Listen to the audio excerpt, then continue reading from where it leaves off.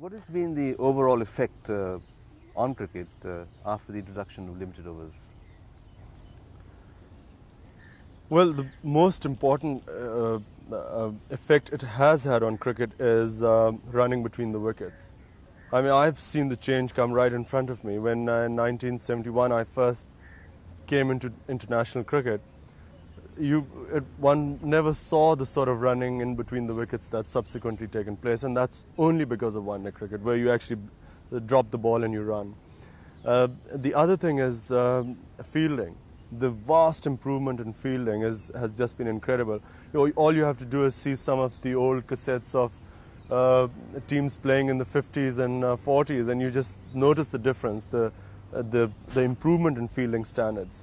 And then, of course, in batting improvisation, I never used to remember batsmen ever stepping down and hitting you over extra cover or moving inside, and playing you down the leg side. I mean, all this we have to thank one-day cricket, because it actually made batsmen try and take chances.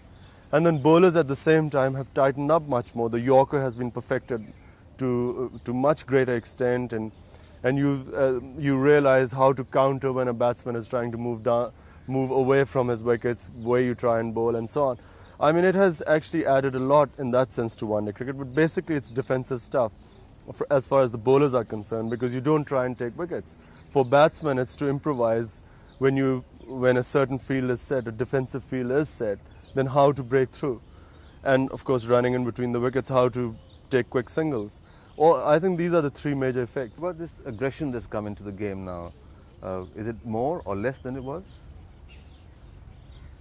Aggression, I think, actually came in Test cricket. It's not due to one-day matches. I mean, I think we have to thank Ian Chappell's 1975 Australians, who actually brought the aggression into the game. It's not due to one-day cricket. Or money? Do you think it's due to money? I don't think so. It was just Australia is affected a lot by the American influence, and in American sport, the aggression has the will to win. They have a completely different psychology to sport, and I think from there it went to Australia, and Australia everywhere. What do you think in terms? What is your thought process when you're selecting a team for a Test match and for a limited overs game?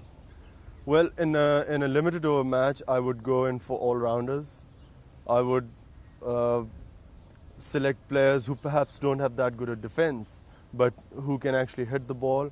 And then I would go for far fewer batsmen, specialist batsmen. Like, I mean, in India, we played one match with only 3 specialist batsmen, and the rest were all-rounders.